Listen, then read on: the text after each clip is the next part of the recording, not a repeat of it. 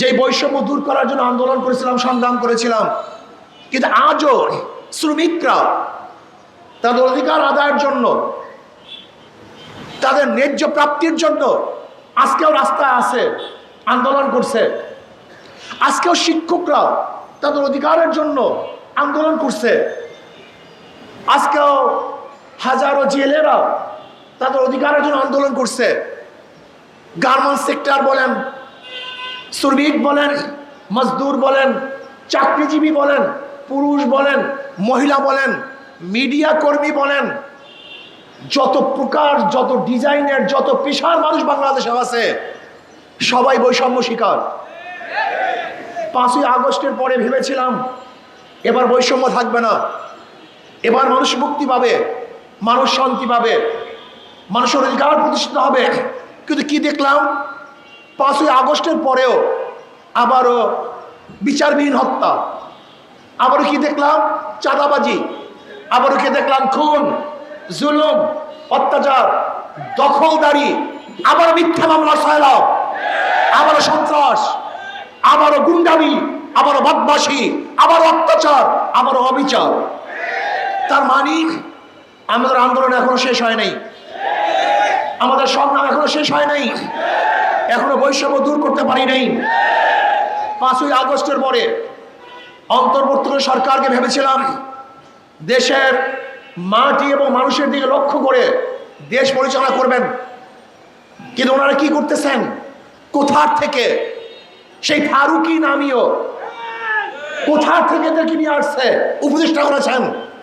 আমি বর্তমান অন্তর্বর্তী সরকারকে প্রশ্ন করতে চাই, ফারুকি সাহেবের কোন গুণের কারণে, কোন যোগ্যতার কারণে ফারুকি সাহেব তিনি উপদেষ্টা হলেন, এই জাতি জানতে চায়। আমি ডক্টর ইউনূস সাহেবকে বলবো, আপনি আন্দোলন করেন নাই, আপনি সংগ্রাম করেন নাই, আপনার রক্ত দেন নাই, আপনার জীবন যায় নাই, আপনার পরিবারের কেউ শহীদ হয় নাই, আপনার দলে কেউ আহত হয় নাই, এদেশের হাজারো মানুষ শহীদ হয়েছে, এদেশের হাজারো মানুষ পঙ্গু হয়েছে। আপনি বারবার ওয়াদা করেছিলেন যারা আহত হয়েছে, নিহত হয়েছে, সেই পরিকাঠামোকে দেখবেন, তাদের চিকিৎসা প্রদান করবেন, কিন্তু আপনি ক্ষমতায় বসার পরে আজও তাদের চিকিৎসার ব্যবস্থা করেন নাই, শহীদ পরিবারের ন্যায্য অধিকার প্রতিষ্ঠিত করেন নাই। আপনি কোথা থেকে ক্ষমতার মসনদে বসে ফারুকি সহ যেই সমস্ত বিতর্কিত উপদেষ্টা আছে, যদি অবিলম্বে তাদেরকে পদত্যাগ করতে বাধ্য না করেন, তাহলে আপনার বিরুদ্ধে কর্মসূচি ভাবতে হবে। আপনি জানেন ইসলামী আন্দোলন বাংলাদেশ যা বলে তা করে, যা বলে তা করে। ইনশাআল্লাহ বলেছিলাম যতদিন পর্যন্ত শেখ হাসিনার পতন না দেখবো, আল্লাহ যেন আমাকে মৃত্যু না ঘটান, সেই চোখে পতন দেখিয়েছেন। আমি উপদেষ্টাদের বলবো, গাড়ি আর বাইকে নিজেকে ভুলে যাবেন না, এদেশের রক্তের সাথে দাঁড়ি করবেন না, ভারতের সাথে হাত মিলাবেন না, আজকে জনগণের বাহিরে অন্য কোনো চিন্তা করবেন না। আমি উপদেষ্টার সাথে যখন দেখা করতে গেছিলাম, আমি বলেছিলাম কোনো অবস্থাতেই যেন বিদেশি কোনো সংস্কৃতি আমাদের চাপিয়ে না দেওয়া হয়। যদি বিদেশি কোনো সংস্কৃতি আমাদের চাপিয়ে দেওয়া হয়, তাহলে আর একটা আন্দোলন হবে, আর একটা সংগ্রাম হবে। ওই ভারতের কোনো দালাল, ভারতের কোনো পাঁচটা গোলামদেরকে এদেশের মানুষ উপদেষ্টা দেখতে চায় না। এটা হবে না। করবেন কিনা জানি না, যদি না করেন তাহলে বিসমিল্লাহ বলে আপনার বিরুদ্ধে আন্দোলন শুরু হবে। যা হবে রাজপথে হবে, মোকাবেলা হবে রাজপথে হবে। দেখবো আপনি কিভাবে রাখেন, কোন শক্তিতে রাখেন, এটা দেখবো ইনশাআল্লাহ। আজকে দ্রব্যমূল্যের ঊর্ধ্বগতি রোধ করতে পারছেন না কেন? কি করতেছেন? দ্রব্যমূল্যের ঊর্ধ্বগতিকে অবশ্যই নিয়ন্ত্রণ করতে হবে। কোন জায়গায় ডিস্টার্ব, কোন জায়গায় সিন্ডিকেট, কাদের মাধ্যমে আজকে এই অবস্থা হচ্ছে, তাদেরকে চিহ্নিত করতে হবে। মানুষের দ্রব্যমূল্য তাদের নাগালে নিয়ে আসতে হবে। আমার গরিব, আমার শ্রমিক, আমার মজদুর, আমার জেলে, আমার চাষি, আমার কামার, আমার কুলি, তারা গোটা ভাত খেয়ে আনন্দে ঘুরবে, তারা বস্ত্র পরিধান করে হাঁটবে। আমার বাংলাদেশে একটা নাগরিক খোলা আকাশের নিচে থাকবে তা দেখতে চাই না। প্রত্যেক নাগরিকের বস্ত্র, বাসস্থান, খাদ্য, চিকিৎসার গ্যারান্টি দিতে হবে। এইটা আমাদের দাবি, এইটা আমাদের দায়িত্ব। আজকে অন্তর্বর্তী সরকারকে বলবো, দেশ নিয়ে চিন্তা করুন, মানুষ নিয়ে চিন্তা করুন। ওই কয়েকজন চাটুকর দালালদের চিন্তা যদি চলেন, তাহলে শেখ হাসিনার যে পরিণত হয়েছে আপনারা একই পরিণত হবে। এদেশের মানুষ না খেয়ে থাকতে পারে কিন্তু গোলামি করা জানে না। এদেশের মানুষ না খেয়ে থাকতে পারে কিন্তু গোলামি করতে পারে না। এদেশের মানুষ ভুকা থাকতে পারে কিন্তু কার পার নিচে মাথা নত করতে পারে না। এদেশের মানুষ ব্রিটিশদের বিরুদ্ধে আন্দোলন করেছিল। এদেশের মানুষ ভারতের বিরুদ্ধে আন্দোলন করে পাকিস্তানের রাষ্ট্র গঠন করেছিল। এদেশের মানুষ সেই পরাশক্তি পাকিস্তানের বিরুদ্ধে আন্দোলন করে বাংলাদেশের স্বাধীন করেছিল।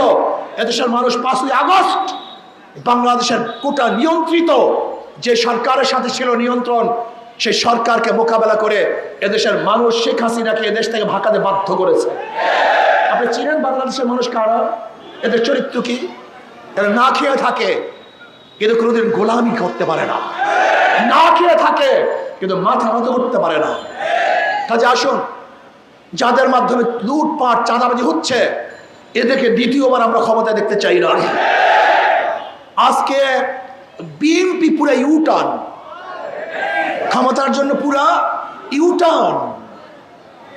বিএনপির স্বাদ মেটে নাই, ওনাদেরকে আসলে পুরো অত্যাচার অবিচার করা এখনো হয় নাই।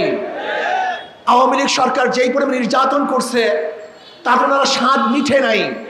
ওনারা আবারও আওয়ামী লীগকে ক্ষমতা আনার জন্য পথ উন্মোচন করছেন। কারণটা কি? চোরে চোরে হালি, এক চোরে বিয়া করে আর এক চোরে হালি। এই 53 বছরে এরা সিন্ডিকেট করে বাংলাদেশকে লুটপাটের এক মহাসড়কে পরিণত করেছে। এরাই চাঁদাবাজি করেছে, এরাই দখলদারি করেছে, এরাই জুলুম করেছে, এরা অত্যাচার করেছে, এরাই খুন করেছে, এরাই ধর্ষণ করেছে। জনগণকে ঐক্য হতে হবে, জনগণকে ঐক্য হতে হবে। যেই দলের মধ্যে চাঁদাবাজ আছে, যেই দলের মধ্যে খুনি আছে, গুণী আছে, দুর্নীতিবাজ আছে, তাদেরকে সাপোর্ট করবেন না, তাদের দল করবেন না, তাদেরকে ভোট দেবেন না। যদি জনগণ ঐক্য হন তাহলে কোনো দুর্নীতিবাজ আর ক্ষমতায় বসতে পারবে না। অন্তর্বর্তী সরকারকে বলবো, পিআর সিস্টেমে নির্বাচন দিতে হবে, সংখ্যানুপাতিক হারে নির্বাচন দিতে হবে। যদি সংখ্যানুপাতিক হারে নির্বাচন দেন তাহলে ওই সংসদ কোনো ফেসিস্টকে আর জন্ম দেবে না। জনগণের সরকার হবে, কল্যাণময়ী সরকার হবে। কাজে আসুন, আগামী নির্বাচনে শান্তির প্রতীক হাত পাখা, সবার প্রতীক হাত পাখা, জনগণের প্রতীক হাত পাখা, মুসলমানের প্রতীক হাত পাখা, হিন্দুদের প্রতীক হাত পাখা, শ্রমিকদের প্রতীক হাত পাখা, পুরুষ মহিলা সবাই প্রতীক হাত পাখা। এই হাত পাখাকে বিজয় করেন তাহলে ইনশাআল্লাহ দেশ বিজয় হবে। হাত পাখাকে বিজয় করেন তাহলে জনগণ বিজয় হবে। আল্লাহ আমাকে এবং আমাদের সবাইকে সম্মিলিতভাবে দুর্নীতির বিরুদ্ধে আন্দোলন করে ইসলাম, দেশ, মানবতার পক্ষে কাজ করার তৌফিক দান করেন। আল্লাহুম্মা আমিন।